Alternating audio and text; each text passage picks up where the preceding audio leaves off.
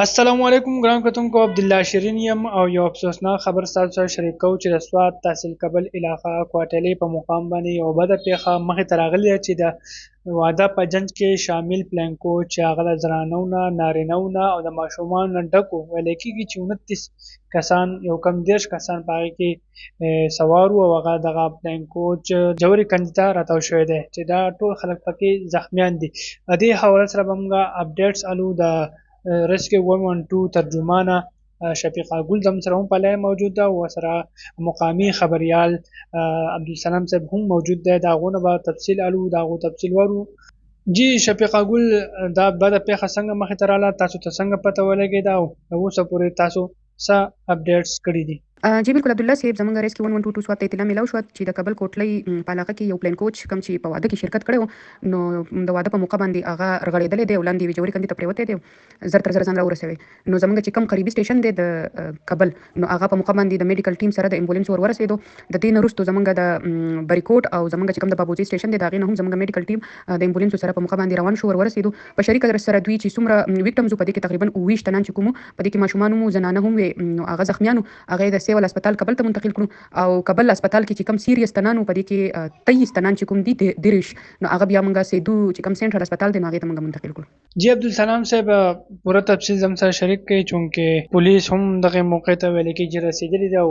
مقامی خلکو او ریسکیو 112 دغه زخمیان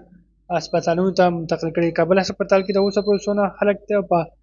سیدو شریف هسپتال ته څونه کسان منتقل کړي دي جی بالکل عبدالله صاحب دا د غیر تحصیلي کابل غریزه علاقه ده په اندشا چې هلته د پلین کوچ چې دی د حادثې ښکار شوی دی او د هغې په نتیجه کې دا 29 کسان چې دي دا زخمیان دي په دې 29 کې ماشومانو او د زنانو تعداد چې دی هغه سیوا دی دا سهار نن تقریبا 9 بجې یا 9:30 پورې دا ګاډي چې و د ازاري علي ګرامي نه روانو په اندشا ته تلو د دې په اندشا نه یو واده راوړو کله چې دوی د په اندشا د واده ځای ته نږدې شي دغه یو مونډ دی او یو چړایي ده هغه مونډ د کراس کوو او چړایي هم وانه دا ګاډي د نه شاته راغلی دی او یا ورته بریک پیل شوی دی او دا ګاډي ته شاته راغلی دی ډېر ژور ځای دی هغه ژور ځای ته دا ګاډی تللی دی د هغه په نتیجه کې بیا دغه 29 کسان چې دي دا زخمیان دي چې په هغې کې ویلی کېږي دا چې د ماشومانو او د زنانو تعداد چې دی دا ډېر زیات دی بیا د ریسکیو کم انتظامیه چې ده نو هغه هم رسېدلي ده هلته مقامي خلک چې دي هغه هم راوتي دي نو کم د ریسکیو امبولانس چې رسېدلي دي هغو دا زخمیان ناچوت کړي دي کم مقامي خلک چې وو هغو په خپل پرایویټ ګاډو کې هم دا زخمیان ناچوت کړي دي او کابل هسپتال ته منتقل کړي دي دلته په کابل هسپتال کې چې کله دا زخمیان راوړي دي د دې ځای نه پکې بیا د بعضې نوم کسه ماشومانو زنانو حالت چې و هغه سیریس و تقریبا د انتظامی هسپتال انتظامی مطابق کم ډي ام اس چې دی ډاکټر انور علي خان او کم د ریسکیو انچارج چې دلته دی وقار خان په دغه ټایم پولیس هم موجود و د ډي اس پي سرکل حبیب شاه خان سره هم رابطه وکړه کوم انتظامیه چې دا د ریسکیو او د انچارج د وینا مطابق چې هغه موږ تقریبا د 20 پورې کس سیریس زخمیان چې دی هغه سیدو هسپتال ته وړي دي د اوسه پورې پکې څه د مړو اطلاع نشته بهرحال په دې کې چې د اتو نه والا د 9 پورې داسې کسان دي چې د هغو کنډیشن انتهایي سیریس دی هغه هم په دې 20 کسانو کې شامل دي چې هغوی سیدو هسپتال ته وړي دي جی په دې موقع زموږ سره سینیئر خبریال محمد زبیر صاحب هم موجود دی محمد زبیر صاحب ته وایي چې څه صورتحال دی د سیدو شریف هسپتال او بیا دا بدې پیښې مخې ته راځي نو څه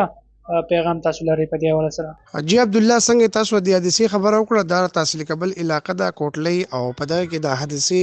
عموما داسې مخې ته راځي چې یا دغه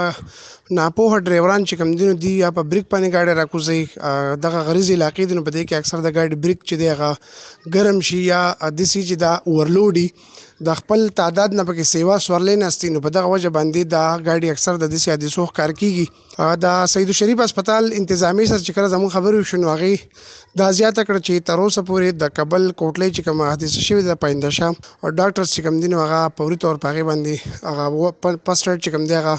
ټریټمنټ ورکوي د دغه ډاکټران پیرامیډکس سټاف چې کوم دی نو هغې هم مظاهره کوله د فلسطین په حوالې سره خو چونکې